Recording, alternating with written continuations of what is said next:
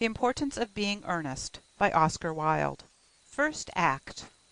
Scene: morning room in Algernon's flat in Half Moon Street. The room is luxuriously and artistically furnished. The sound of a piano is heard in the adjoining room. Lane is arranging afternoon tea on the table, and after the music has ceased, Algernon enters. Did you hear what I was playing, Lane? I didn't think it polite to listen, sir. I'm sorry for that, for your sake. I don't play accurately. Anyone can play accurately, but I play with wonderful expression. As far as the piano is concerned, sentiment is my forte. I keep science for life. Yes, sir. And speaking of the science of life, have you got the cucumber sandwiches cut for Lady Bracknell? Yes, sir. Hands them on a salver. Inspects them, takes two, and sits down on the sofa. Oh, by the way, Lane, I see from your book that on Thursday night, when Lord Shorman and Mr. Worthing were dining with me, 8 bottles of champagne are entered as having been consumed. Yes, sir. 8 bottles and a pint. Why is it that at a bachelor's establishment the servants invariably drink the champagne? I ask merely for information. I attribute it to the superior quality of the wine, sir. I have often observed that in married households the champagne is rarely of a first-rate brand. Good heavens! Is marriage so demoralizing as that? I believe it is a very pleasant state, sir. I've had very little experience of it myself, up to the present. I've only been married once. That was in consequence of a misunderstanding between myself and a young person. I don't know that I am much interested in your family life, Lane. No, sir. It is not a very interesting subject. I never think of it myself. Very natural, I am sure. That will do, Lane. Thank you. Thank you, sir. Lane goes out. Lane's views on marriage seem somewhat lax. Really, if the lower orders don't set us a good example, what on earth is the use of them? They seem as a class to have absolutely no sense of moral responsibility. Enter Lane. Mr. Ernest Worthing. Enter Jack. Lane goes out. How are you, my dear Ernest? What brings you up to town? Oh, pleasure, pleasure. What else would bring one anywhere? Eating as usual, I see, Algy. I believe it is customary in good society to take some slight refreshment at 5 o'clock. Where have you been since last Thursday? Sitting down on the sofa. In the country. What on earth do you do there? Pulling off his gloves. When one is in town, one amuses oneself. When one is in the country, one amuses other people. It is excessively boring. And who are the people you amuse?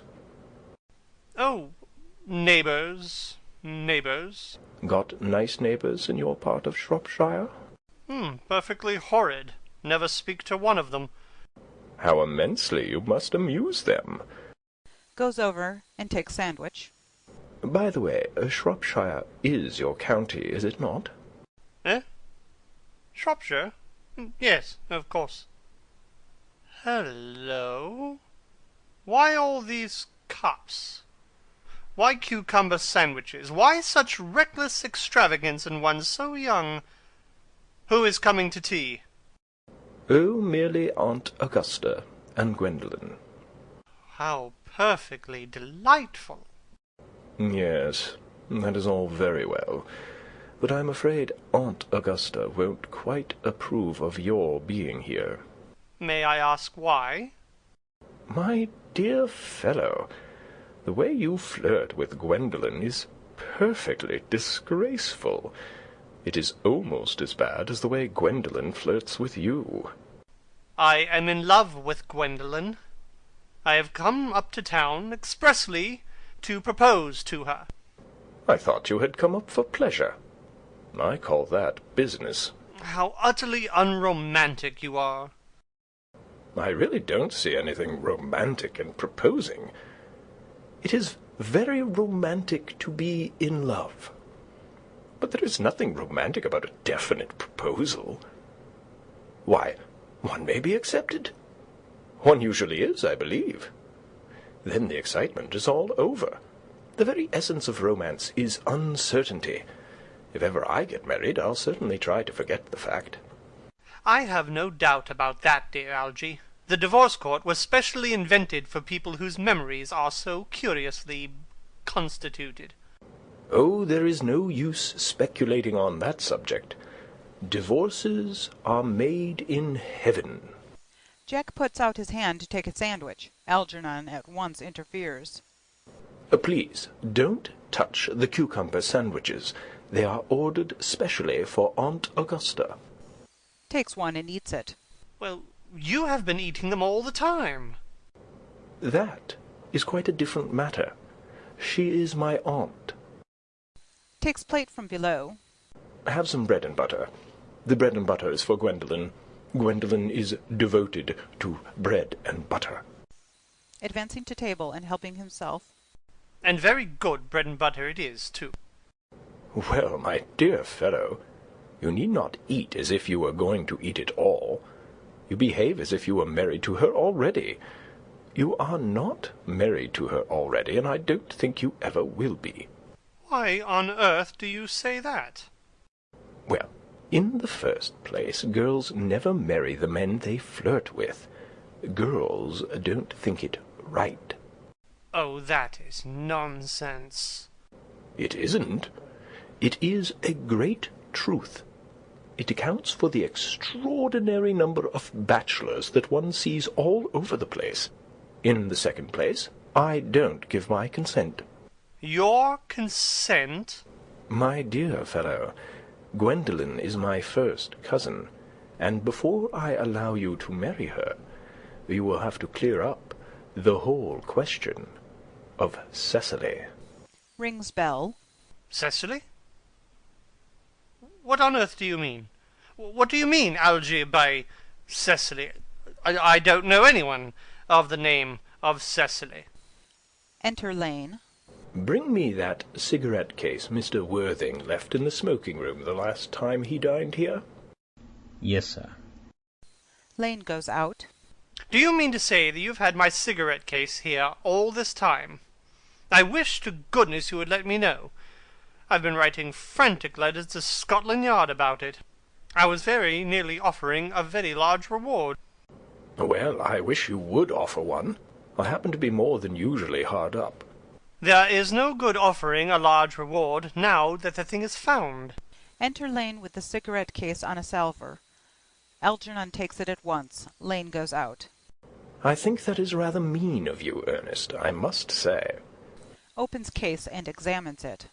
However, it makes no matter, for now that I look at the inscription inside, I find that the thing isn't yours after all.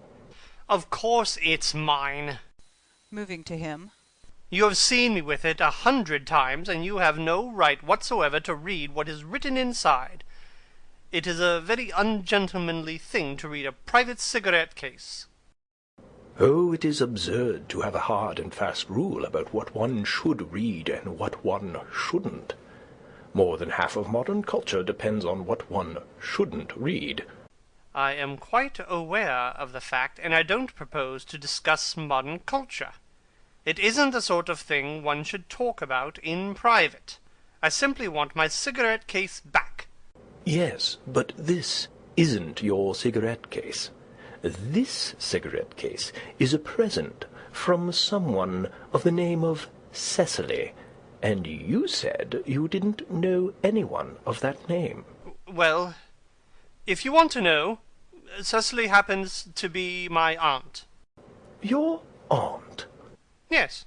Charming old lady she is, too. Lives at Tunbridge Wells. Just give it back to me, Algy. Retreating to back of sofa. But why does she call herself Little Cecily? She is your aunt, and lives at Tunbridge Wells. Reading. From little Cecily, with her fondest love. Moving to sofa and kneeling upon it. My dear fellow, what on earth is there in that? Some aunts are tall, some aunts are not tall. That is a matter that surely any aunt may be allowed to decide for herself.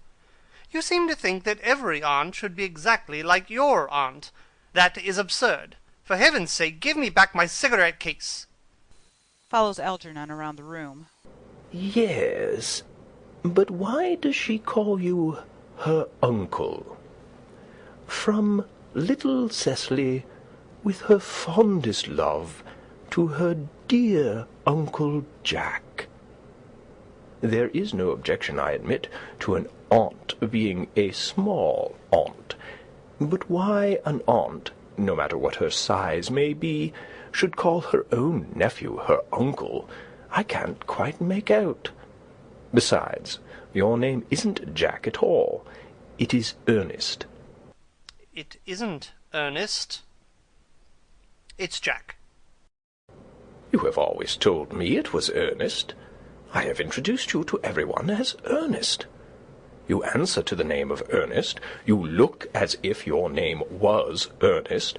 You are the most earnest-looking person I have ever seen in my life.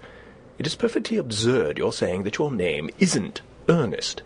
It's on your cards. Here is one of them. Taking it from case. Mr. Ernest Worthing, B4 the Albany. I'll keep this as a proof that your name is Ernest, if ever you attempt to deny it to me, or to Gwendolen, or to anyone else. Puts the card in his pocket. Well, my name is Ernest in town and Jack in the country, and the cigarette case was given to me in the country. Yes, but that does not account for the fact that your small Aunt Cecily, who lives at Tunbridge Wells, calls you her dear uncle. Come, old boy, you had much better have the thing out at once. My dear Algy, you talk exactly as if you were a dentist. It is very vulgar to talk like a dentist when one isn't a dentist. It produces a false impression. Well, that is exactly what dentists always do. Now go on.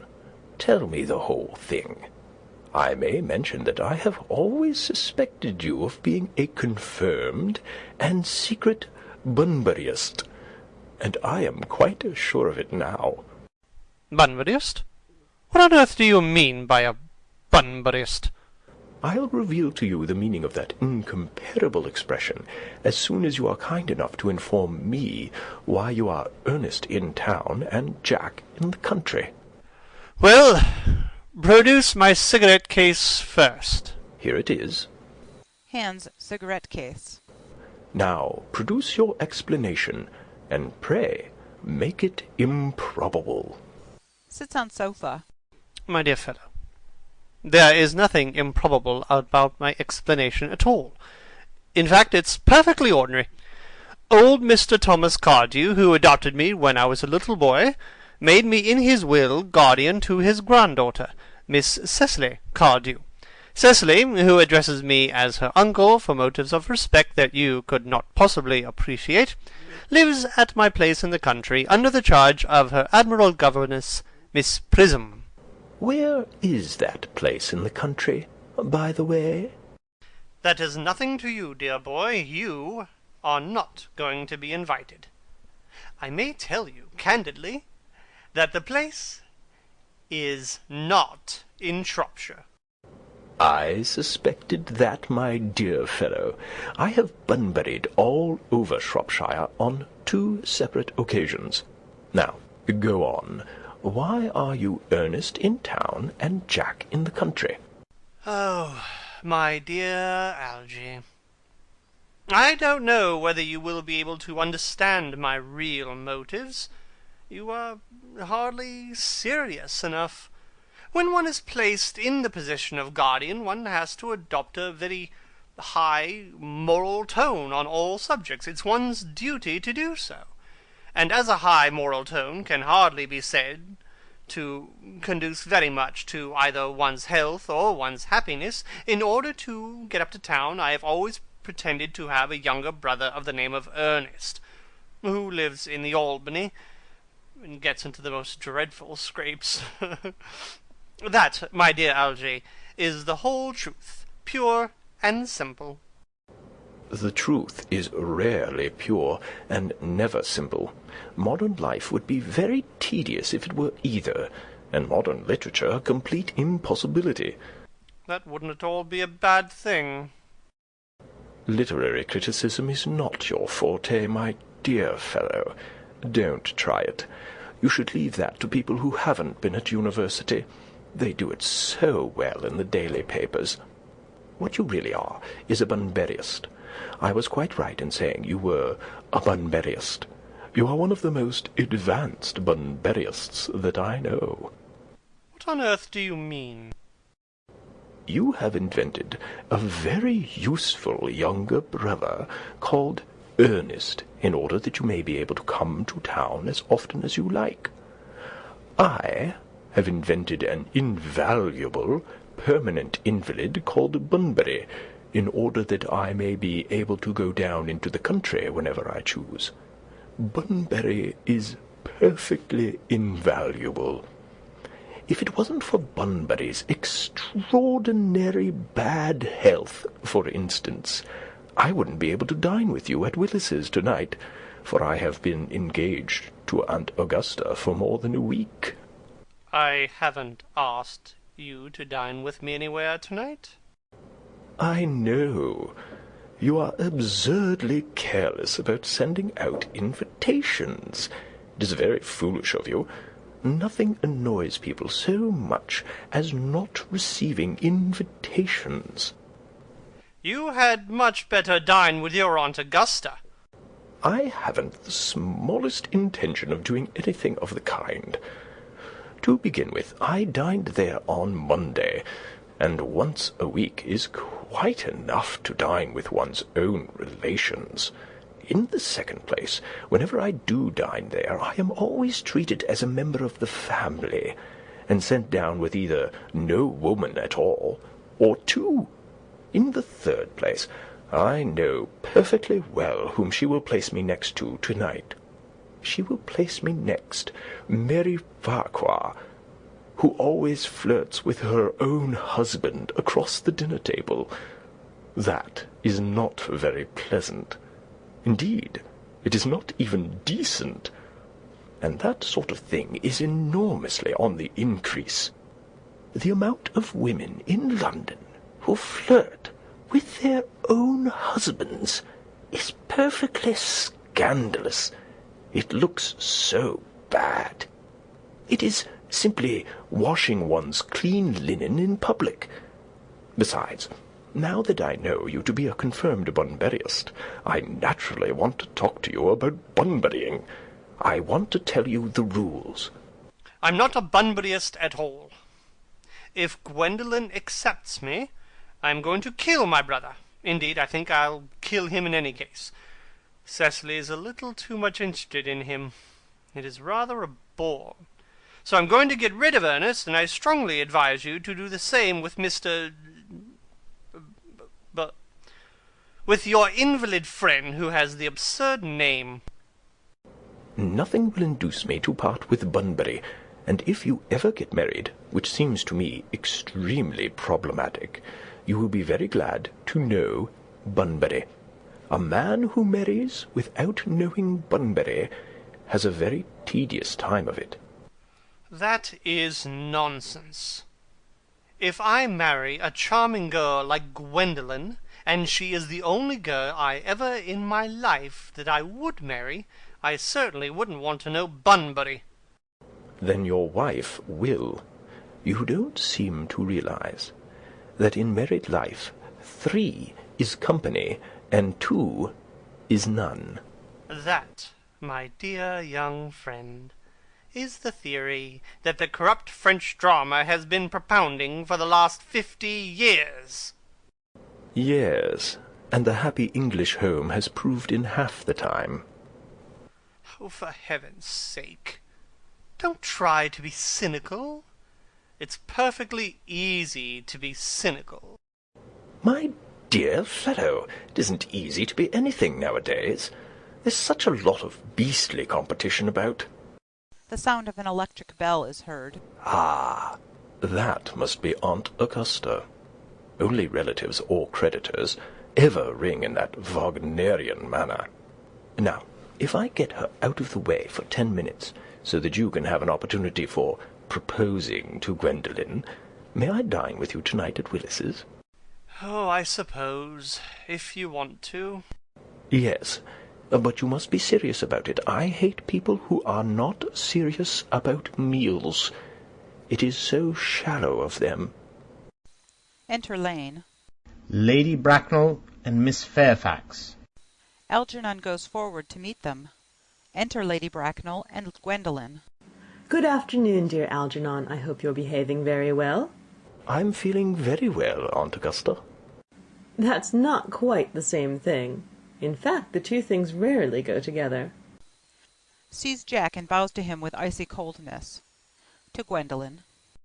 Dear me, you are smart. I am always smart. Am I not, Mr. Worthing? You're quite perfect, Miss Fairfax.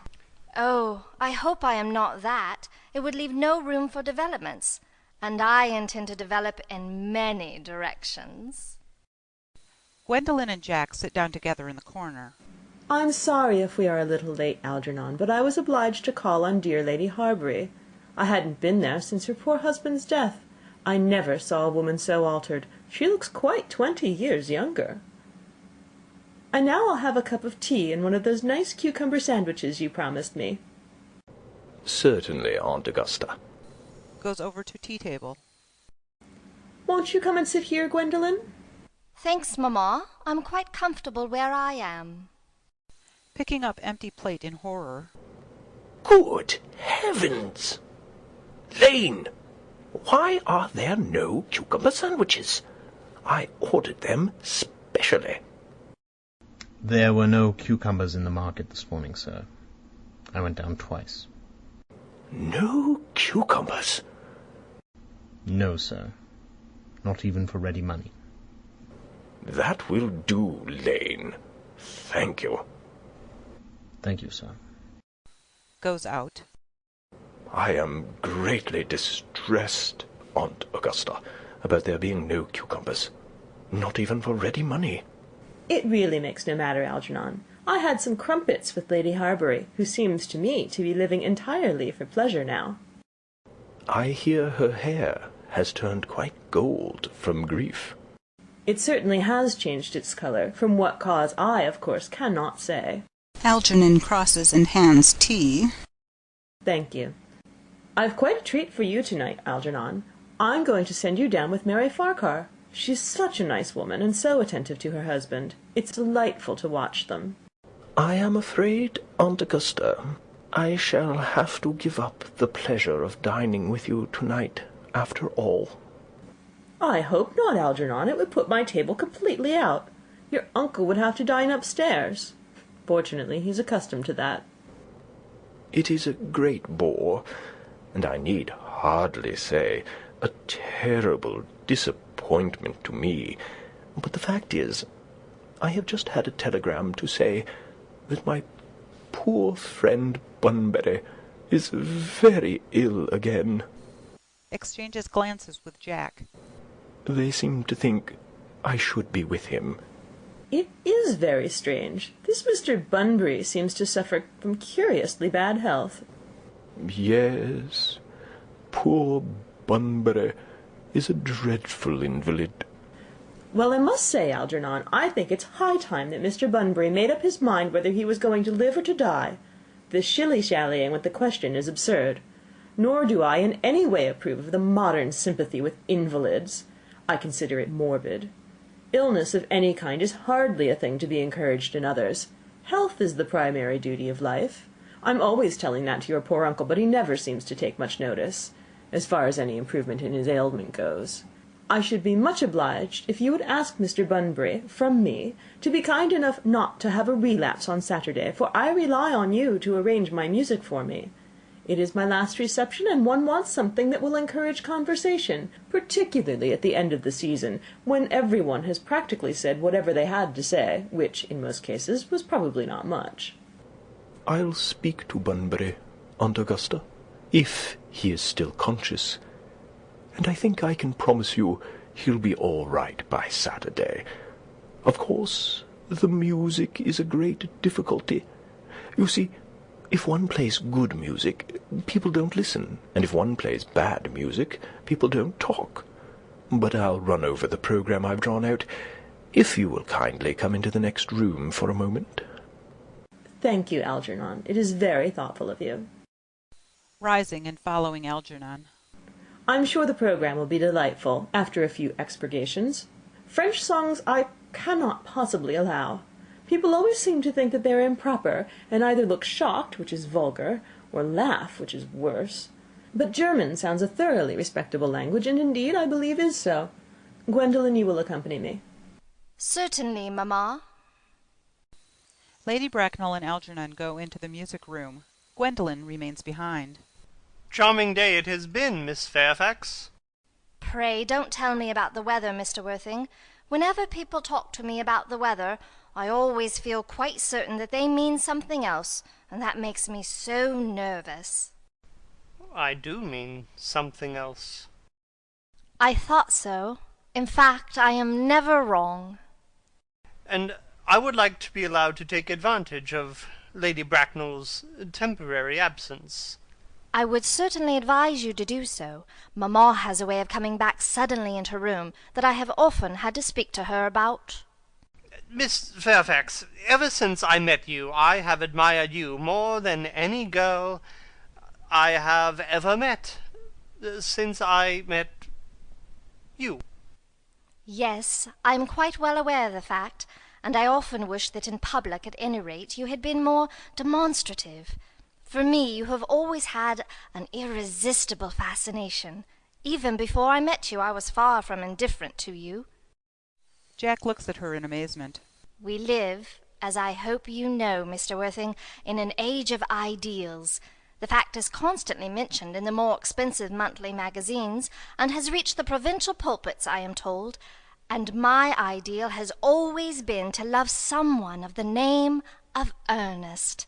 There is something in that name that inspires absolute confidence. The moment Algernon first mentioned to me that he had a friend called Ernest, I knew I was destined to love you. You really love me, Gwendolen? Passionately. Darling, you don't know how happy you've made me. My own Ernest. You really don't mean to say that you couldn't love me if my name wasn't Ernest? But your name is Ernest. Yes, I know it is. But supposing it was something else, did you mean to say that you couldn't love me then? Ah, that is clearly a metaphysical speculation, and, like most metaphysical speculations, has very little reference at all to the actual facts of real life as we know them. Personally, darling, to speak quite candidly, I don't much care about the name of Ernest. I don't think it suits me at all. It suits you perfectly. It is a divine name. It has a music of its own. It produces vibrations. Well, really, Gwendolen, I must say that I think there are lots of other much nicer names. I think Jack, for instance, a charming name. Jack? No, there's very little music in the name Jack. If any at all, indeed. It does not thrill. It produces absolutely no vibrations. I have known several Jacks, and they all, without exception, were more than usually plain. Besides, Jack is a notorious domesticity for John, and I pity any woman who is married to a man called John. She would probably never be allowed to know the entrancing pleasure of a single moment's solitude. The only safe name is Ernest. Gwendolen, I must get christened at once. I mean, we must get married at once. There's no time to be lost. Married, Mr. Worthing? Well, surely. You know that I love you, and you led me to believe, Miss Fairfax, that you were not absolutely indifferent to me. I adore you, but you haven't proposed to me yet. Nothing has been said at all about marriage. The subject has not even been touched on. Well, may I propose to you now? I think it would be an admirable opportunity, and to spare you any possible disappointment, Mr. Worthing, I think it only fair to tell you quite frankly beforehand that I am fully determined to accept you. Gwendolen! Yes, Mr. Worthing? What have you got to say to me? You know what I've got to say to you. Yes, but you don't say it. Gwendolen, will you marry me? Goes on his knees. Of course I will, darling. How long you have been about it. I am afraid you have had very little experience in how to propose. My own one. I have never loved anyone in the world but you. Yes, but men often propose for practice. I know my brother Gerald does. All my girlfriends tell me so. What wonderfully blue eyes you have, Ernest. They are quite, quite blue.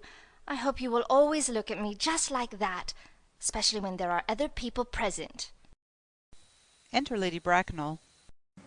Mr. Worthing, rise, sir, from this semi-recumbent posture. It's most indecorous. Mamma! He tries to rise. She restrains him. I must beg you to retire. This is no place for you. Besides, Mr. Worthing has not quite finished yet. Finished what, may I ask? I am engaged to Mr. Worthing, Mamma. They rise together. Pardon me, you are not engaged to anyone. When you do become engaged to someone, I or your father, should his health permit him, will inform you of the fact. An engagement should come on a young girl as a surprise, pleasant or unpleasant, as the case may be. It's hardly a matter that she should be allowed to arrange for herself. And now I have a few questions to put to you, Mr. Worthing. While I'm making these inquiries, you, Gwendolen, will wait for me below in the carriage. Mamma? In the carriage, Gwendolen. Gwendolen goes to the door. She and Jack blow kisses to each other behind Lady Bracknell's back. Lady Bracknell looks vaguely about as if she could not understand what the noise was. Finally turns around. Gwendolen, the carriage. Yes, Mamma. Goes out, looking back at Jack. Sitting down. You can take a seat, Mr. Worthing. Looks in her pocket for notebook and pencil. Thank you, Lady Bracknell. I prefer standing. Pencil and notebook in hand. I feel bound to tell you that you are not down on my list of eligible young men, although I have the same list as the dear Duchess of Bolton has. We work together, in fact. However, I am quite ready to enter your name, should your answers be what a really affectionate mother requires. Do you smoke? Well, yes, I must admit I smoke. I am glad to hear it. A man should always have an occupation of some kind. There are far too many idle men in London as it is. How old are you? 29. A very good age to be married at. I have always been of the opinion that a man who desires to get married should either know everything or nothing. Which do you know? I know nothing, Lady Bracknell. I am pleased to hear it. I do not approve of anything that tampers with natural ignorance. Ignorance is like a delicate exotic fruit. Touch it and the bloom is gone. The whole theory of modern education is radically unsound. Fortunately, in England at any rate, education produces no effect whatsoever. If it did, it would provide a serious danger to the upper classes, and probably lead to acts of violence in Grosvenor Square. What is your income? Between 7,000 and 8,000 a year. Makes a note in her book. In land or in investments? In investments, chiefly. That is satisfactory. What between the duties expected of one during one's lifetime, and the duties extracted from one after one's death, land has ceased to be either a profit or a pleasure. It gives one position, and prevents one from keeping it up. That's all that can be said about land. I have a country house, with some land, of course, attached to it, about 1,500 acres, I believe, but I don't depend on that for my real income. In fact, as far as I can make out, the poachers are the only people who make anything of it. A country house? How many bedrooms? Well, that point can be cleared up afterwards. You have a townhouse, I hope. A girl with a simple, unspoiled nature like Gwendolen could hardly be expected to reside in the country.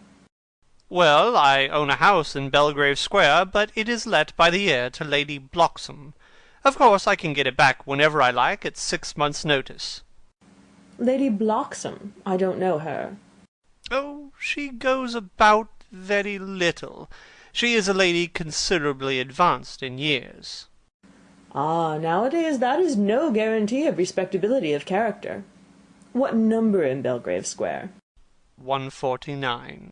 Shaking her head. The unfashionable side. I thought there was something. However, that could be easily altered. Do you mean the fashion or the side? Both, if necessary, I presume. What are your politics? Well, I am afraid I really have none. I am a Liberal Unionist. Oh, they count as Tories. They dine with us, or come in the evening at any rate. Now, to minor matters. Are your parents living? I have lost both my parents. To lose one parent, Mr. Worthing, may be regarded as a misfortune. To lose both looks like carelessness. Who was your father? He was evidently a man of some wealth. Was he born in what the Radical papers call the purple of commerce, or did he rise from the ranks of the aristocracy? I am afraid I really don't know. The fact is, Lady Bracknell, I said I had lost my parents. It would be nearer the truth to say that my parents seem to have lost me. I don't actually know who I am by birth. I was... well, I was found.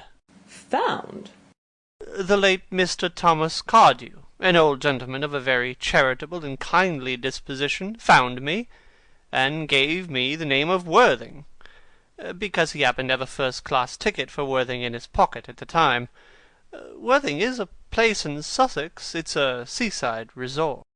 Where did the charitable gentleman who had a first-class ticket for this seaside resort find you? In a handbag. A handbag? Yes, Lady Bracknell. I was in a handbag. A somewhat large, black leather handbag with handles to it. An ordinary handbag, in fact. In what locality did this Mr. James or Thomas Cardew come across this ordinary handbag? In the cloak-room at Victoria Station. It was given to him in mistake for his own. The cloak-room at Victoria Station? Yes. The Brighton line? The line is immaterial.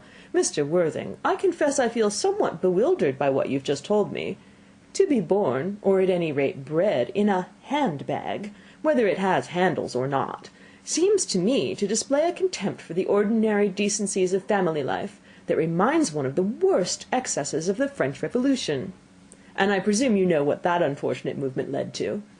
As for the particular locality in which the handbag was found, a cloak-room at a railway station might serve to conceal a social indiscretion, has probably, indeed, been used for that purpose before, but it could hardly be regarded as an assured basis for a recognized position in good society. May I ask you, then, what you would advise me to do? I need hardly say I would do anything in the world to ensure Gwendolen's happiness. I would strongly advise you, Mr. Worthing, to try and acquire some relations as soon as possible, and to make a definite effort to produce at any rate one parent of either sex before the season is quite over. Well, I don't see how I could possibly manage to do that. I can produce the handbag at any moment. It is in my dressing-room at home. I really think that should satisfy you, Lady Bracknell. Me, sir? What has it to do with me? You can hardly imagine that I and Lord Bracknell would dream of allowing our only daughter, a girl brought up with the utmost care, to marry into a cloak-room and form an alliance with a parcel? Good morning, Mr. Worthing. Lady Bracknell sweeps out in majestic indignation. Good morning.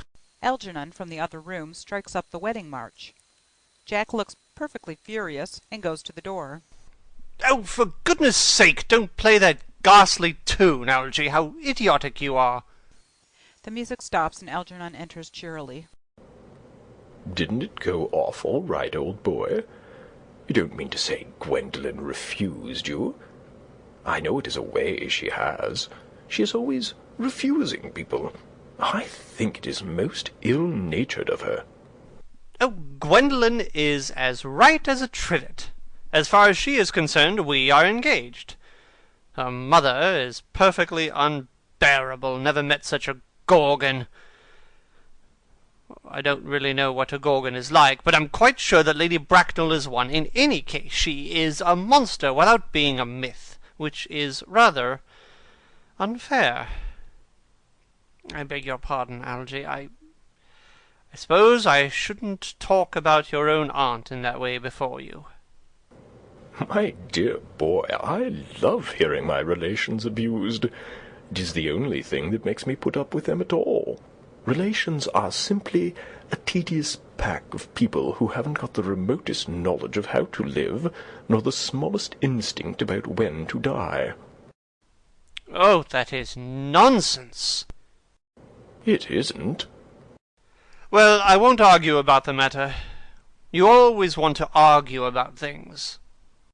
That is exactly what things were originally made for. Upon my word, if I thought that, I'd shoot myself. You don't think there's any chance of Gwendolen becoming like her mother in about 150 years, do you, Algy? All women become like their mothers. That is their tragedy. No man does. That's his. Is that clever? It is perfectly phrased, and quite as true as any observation in civilized life should be. I am sick to death of cleverness. Everybody is clever nowadays. You can't go anywhere without meeting clever people. The thing has become an absolute public nuisance. I wish to goodness we had a few fools left. We have. I should extremely like to meet them. What do they talk about? The fools? Oh, about the clever people, of course. Oh, what fools. By the way, did you tell Gwendolen the truth about your being Ernest in town and Jack in the country? My dear fellow, the truth isn't quite the sort of thing one tells to a nice, sweet, refined girl. What extraordinary ideas you have about the way to behave to a woman.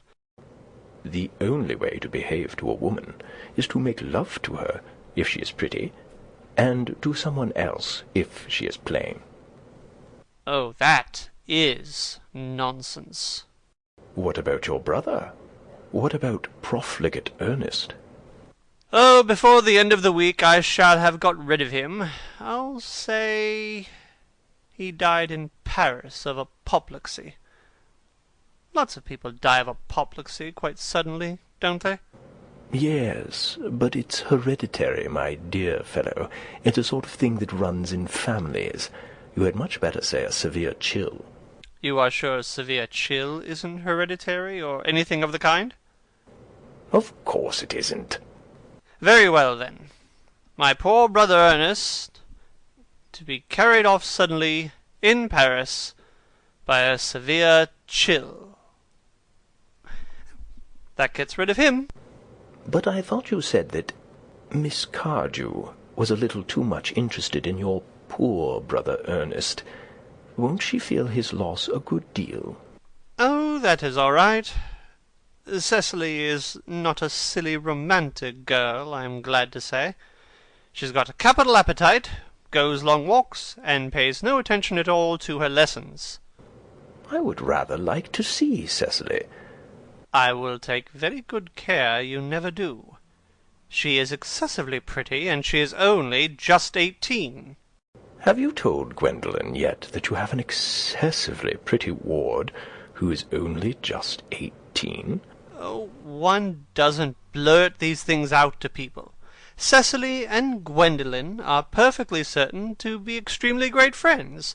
I'll bet you anything you like that half an hour after they've met, they will be calling each other sister.